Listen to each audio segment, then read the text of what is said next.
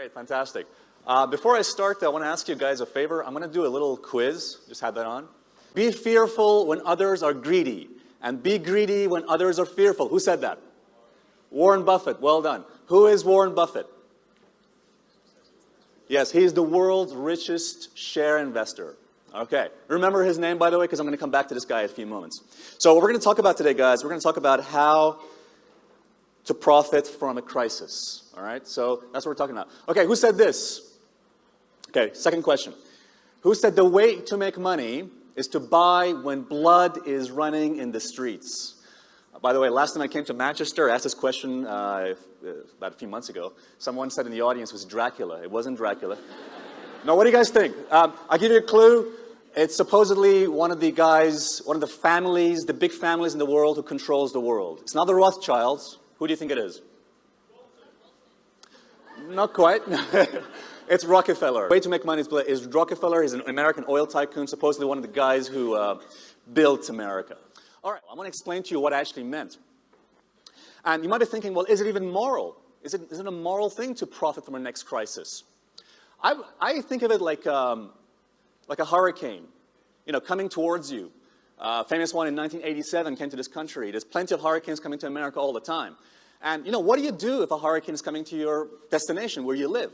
Well, the first thing, I'm sure you agree with me on this, is that you protect yourself, protect your family. All right? It's about being prepared. If a financial storm is going to come, and there will be another financial storm, by the way. The next financial storm that comes, most people, I would say 90% of people, are unprepared. Would you agree with that?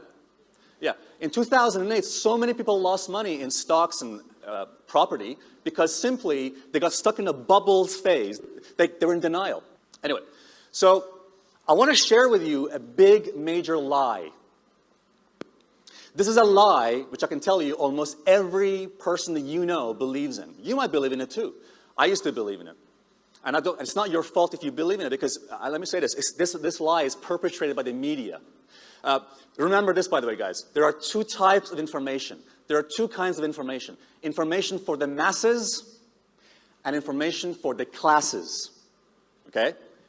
It's what you want to know is information for the classes, not what the media are saying to you. Because the majority of the stuff the media tells you is completely wrong and useless. Here's the lie. If the economy is doing better, so the stock market should do better too. By the way, if you ever hear any person, any economist saying those words on television, you know he doesn't have a clue what he's talking about. It's actually the opposite. You might think that's a bit strange. Why would that not be true? Okay, let's talk about that. Fact is, guys, there's no correlation between the economy and the stock market. None whatsoever. Let me show you. Warren Buffett, again, world's richest share investor. He doesn't even care about what the economy is doing when he buys stocks. He doesn't pay attention to things like unemployment reports, interest rates, housing, all that kind of stuff. Peter Lynch, most famous top money managers in the world. He says if you spend 13 minutes thinking about economic forecast, you've wasted 10 minutes. Let's take a look at the crash, the 2008 crash. Take a look at this. See the market going down. In the year 2009, you guys remember 2009? Yeah? What kind of news stories were you hearing on the radio? If you switched on the radio or television, what were you hearing all the time? Was it positive or negative news? Negative, right? Exactly. All you hear on the news and television was fear, recession, depression, negative GDP, unemployment, low earnings. Guess what? Everybody hated stocks in 2009. Everybody.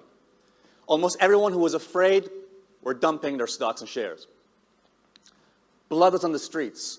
But at that time, insiders, remember guys, are the people, not the masses, but the classes. Right. The classes, the insiders were buying. Take a look at this. At the peak of unemployment in 2009, stocks went up 60%. That's a bit strange. 60% up on unemployment is at the peak.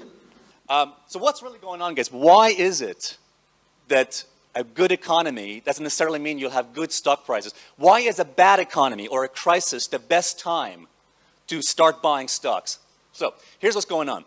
There are about 20 funds. By the way, guys, out of all the slides I'm going to show you today, this is probably the most important one. So pay attention to this one.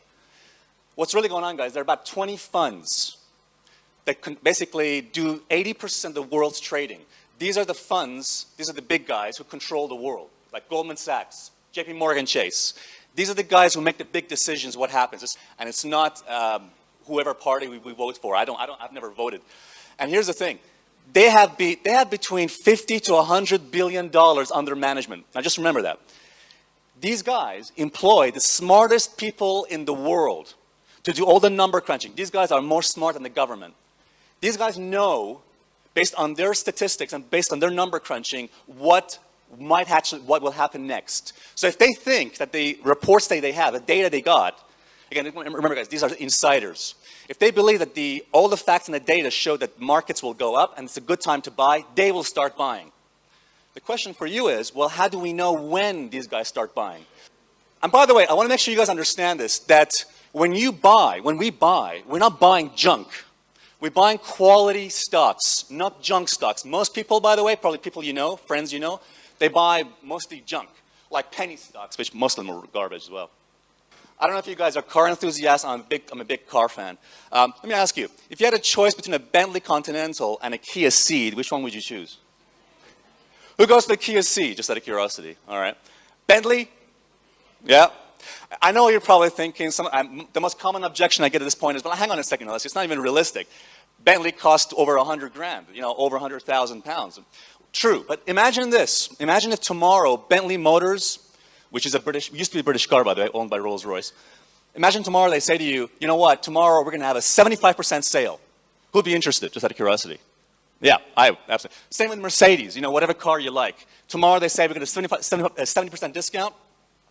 Great, I'll buy a discount.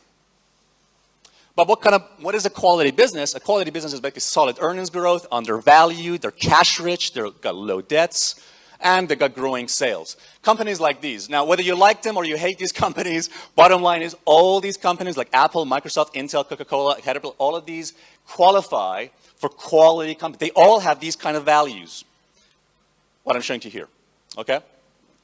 And there's plenty more, by the way, plenty more stocks people have not heard about, which we buy as well. Now, so the next point is, when do we buy them, okay? We buy them when nobody else wants them, okay? Remember that. We buy these stocks when they're hated, when people are afraid, and when stocks are unpopular. Let me ask everybody here a question. So when do you think is the most important time when people would be hating stocks? Yes, a recession or a financial crisis. Absolutely. Again, here's the thing I want you guys to understand. When that happens, there'll be blood in the streets. Remember what Rockefeller said? Okay, all that means is when people are afraid. But here's a warning.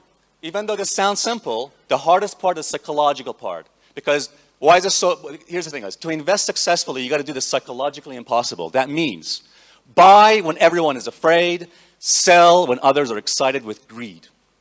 Thank you very much for having me. Appreciate it.